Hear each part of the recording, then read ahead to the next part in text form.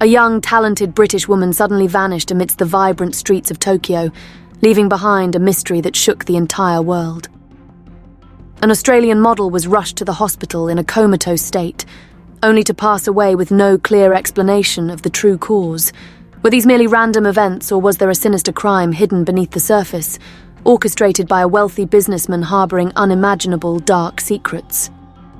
Join us as we delve into the haunting story of Joji Obara, the man accused of committing hundreds of assaults, and the relentless pursuit of justice for the victims in this case that shocked Japan.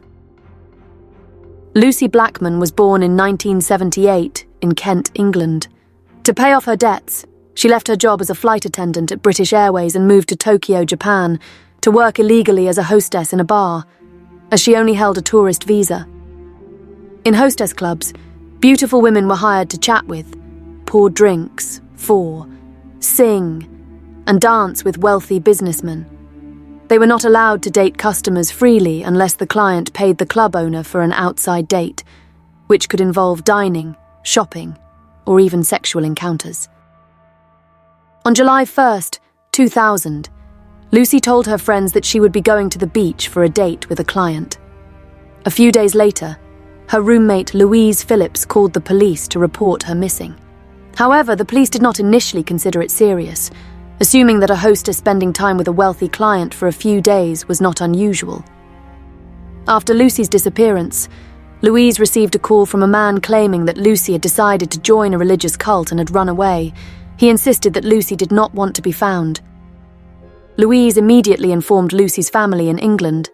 They travelled to Japan and, with assistance from the British consulate, met with the police. Once again, the authorities refused to investigate, claiming that hostesses often disappeared after taking money from men. Lucy's father organised a press conference with the help of the British government and set up a hotline for anyone with information about the case. This media campaign garnered widespread attention in Japan and the UK. Many hostesses called in and mentioned the name Joji Obara, a wealthy businessman who was a regular client at hostess clubs. They revealed that Obara had taken them to his seaside apartment in Zushi, Tokyo, given them a drink, and the next day they had woken up feeling nauseous and in pain. Obara would claim they had overdrunk the night before and fainted. He would apologise for their state and offer money as compensation. Although suspicious, many women did not report him to the police because their work was illegal and they feared deportation. Some who did report Obara said nothing came of it. Under immense pressure from the media, the British government, Lucy's family, and the mounting allegations, the police interrogated Obara and began searching for Lucy. 7 months later, on February 9th, 2001, the police discovered a body buried in a shallow grave, concealed by a bathtub, in a cave along the Miura coastline in Kanagawa Prefecture. This location was about 50 kilometers south of Tokyo, and only a few hundred meters from Obara's apartment. The body was dismembered and placed in garbage bags. DNA testing confirmed the remains belonged to Lucy Blackman. The condition of the body made it impossible for authorities to determine the cause of death or detect any toxic substances in her system. When the police raided Obara's home, they found hundreds of videotapes documenting his heinous acts, including a 12-hour-long recording and a diary detailing the assaults on his victims. In these videos, Obara often wore a mask. In his diary, Obara expressed his goal of sexually assaulting 500 women by the time he turned 50. To him, committing crimes against women was his way of taking revenge on the world.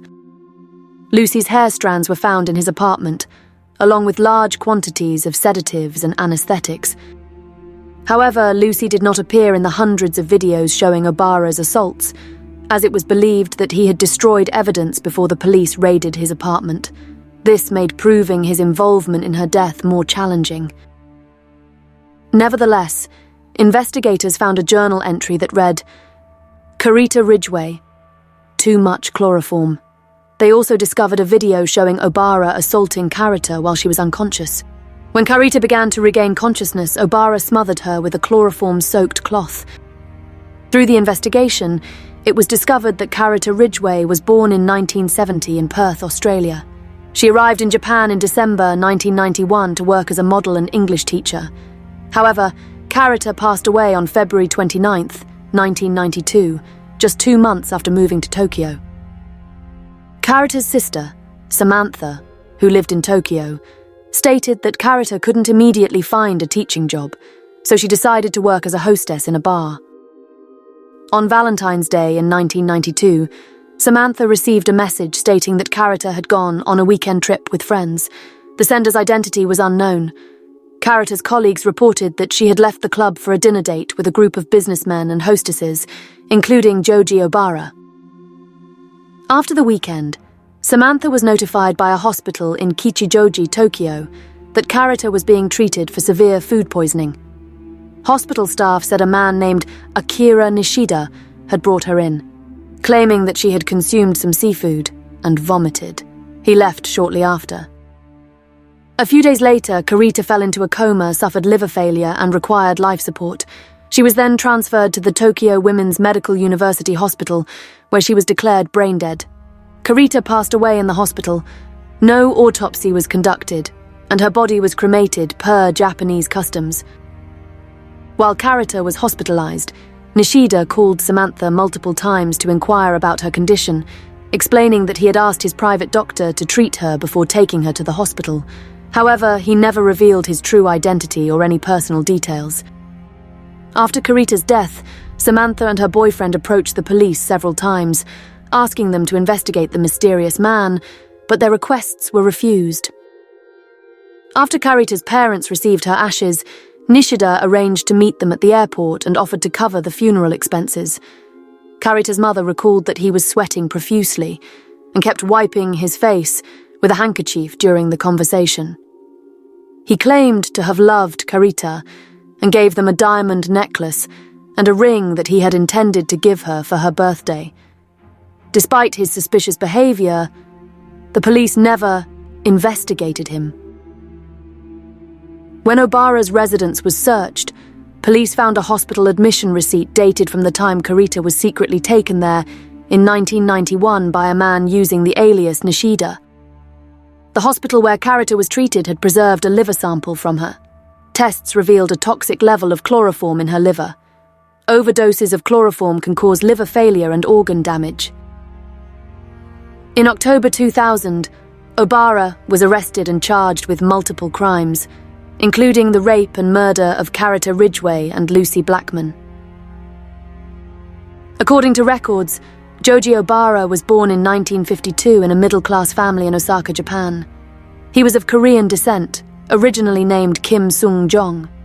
To avoid discrimination, he changed his name to Seisho Hoshiyama while in university. After acquiring Japanese citizenship, he changed his name again to Joji Obara. Obara's father, who started as a scrap metal dealer, became the owner of a chain of pachinko parlors. This financial success allowed Obara to attend prestigious private schools in Tokyo and receive an excellent education. He graduated from the prestigious Keio University, majoring in politics and law. Despite appearing polite, sociable, and fluent in English, Obara harbored insecurities about his Korean heritage and his height, which was about 165 centimeters, 5 feet 5 inches.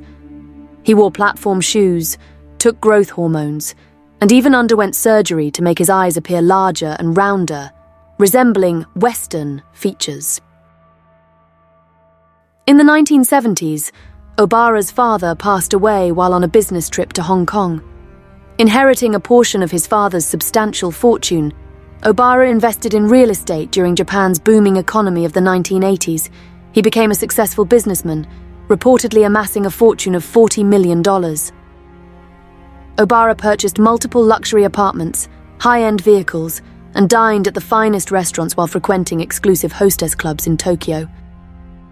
However, Japan's real estate bubble burst in the late 1980s, causing Obara to lose much of his wealth and assets, leaving him heavily in debt. To sustain himself, he began associating with Yakuza gangs. Obara's dark private life, which he had kept hidden for decades, was exposed after the murders of Lucy and Carita. Investigations revealed that Obara was a drug addict with a fascination for beautiful Western women. He frequently visited hostess clubs, targeting white women he found attractive. He would invite them to his seaside apartment, drug them, tie them up, and assault them while recording the acts on video. He referred to this as his conquest game. Based on the number of videos, police estimated that Obara had victimized over 400 women, both Japanese and foreign. Obara stood trial on July 4, 2001.